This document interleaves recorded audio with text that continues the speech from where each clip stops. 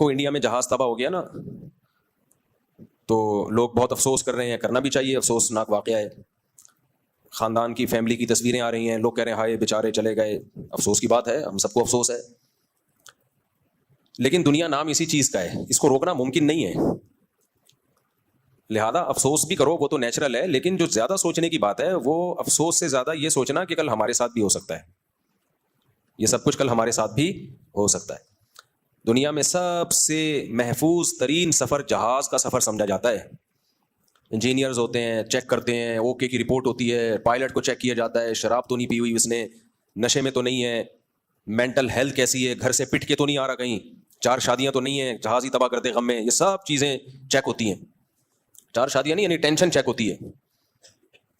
پھر آپ کو سیٹ سے اٹھنے نہیں دیا جاتا. اتنی ایس او پیز, اتنی حفاظت کے بعد جہاز کو اڑایا جاتا ہے, پھر بھی تباہ ہوتے ہیں کہ نہیں ہوتے.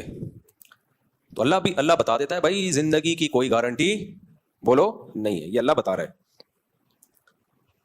آپ کا جو گارڈ ہے نا, جو آپ نے اپنی حفاظت کے لیے رکھا تھا, وہی بعض دفعہ موت کا ذریعہ بن جاتا ہے, دشمنی ہو جاتی ہے. کتنے لوگ ہیں جن کو اپنے گارڈوں نے اڑا دیا, وہ گارڈ نہ رکھتے تو شاید بچ جاتے, رکھ کے مر گئے وہ. بعض دفعہ گارڈ جس کے ہاتھ میں بندوق ہوتی ہے, اپنے ڈیفنس کے لیے اس نے پسٹل رکھی ہے, وہی پسٹل اس کی اپنی موت کا ذریعہ بن جاتی ہے. آپ دیکھو, ہاتھ آیا, بندوق چل گئی, خود ہی مر گئے. اتنے اسباب ہیں نا موت کے, اور یہ باہر ملکوں میں بھی ہیں. اچھا یورپ, امریکہ میں تو نہیں, یورپ میں لوگوں کی صحت بہت اچھی ہوتی ہے, بڑی عمریں ہو گئی ان کی, 80 90 سال. امریکہ تو ہم جیسا ہی ہے.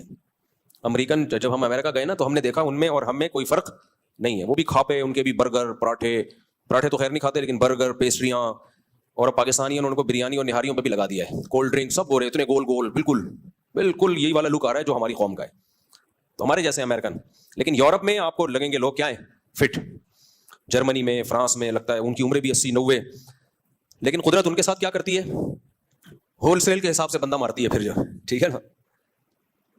یعنی جیسے کووڈ جب آیا نا, کووڈ تو ہول سیل کے حساب سے جھاڑو پھری ہے, اور اتنے لوگوں کی دھڑ موتیں ہوئی ہیں, سارے ہی نکل لیے جتنے بھی تھے نا, بڑی مینٹین رکھا ہوا تھا اپنی باڈی کو, فٹ فاٹ سب نکل لیے.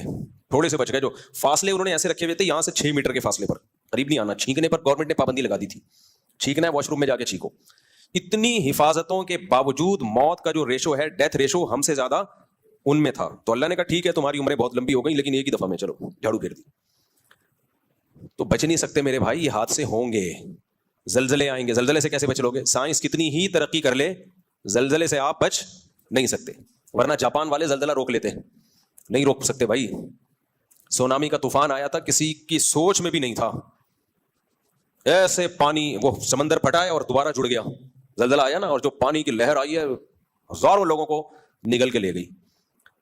تو بھائی ہم اسباب تو اختیار کرتے ہیں موت سے بچنے کے, ضرور اختیار کریں, لیکن موت کے اسباب اللہ نے اتنے رکھے کہ آپ نہیں بچ سکتے. پھر اللہ نے کیا کیا, ایک نظام یہ بنایا, تم اگر سارے اسباب بھی اختیار کر لو اور نہیں مرو تو بڑھاپا رکھ دیا, اب تو تمہارا باپ بھی مرے گا. کیا خیال ہے بھائی؟ یعنی ومن نعمرہ ننکسہ فی الخلق. اللہ کہتے ہیں جیسے جیسے عمر بڑھاتے ہیں ہم تمہیں پیچھے لے جاتے ہیں, کمزوری کی طرف لے جاتے ہیں. تبھی آپ نے جتنے بھی ڈاکٹر ہوں گے نا جو اینٹی ایجنگ نسخے بتا رہے ہیں, ملوگے لنڈا بازار میں. تو جب آنا ادھر ہی ہے. ہم نوح علیہ السلام سے زیادہ تو زندہ رہ نہیں سکتے بھائی. 950 سال تو خالی تبلیغ کی آپ نے, عمر کتنی تھی اللہ نے نہیں بتایا. بالآخر وہ بھی دنیا سے چلے گئے.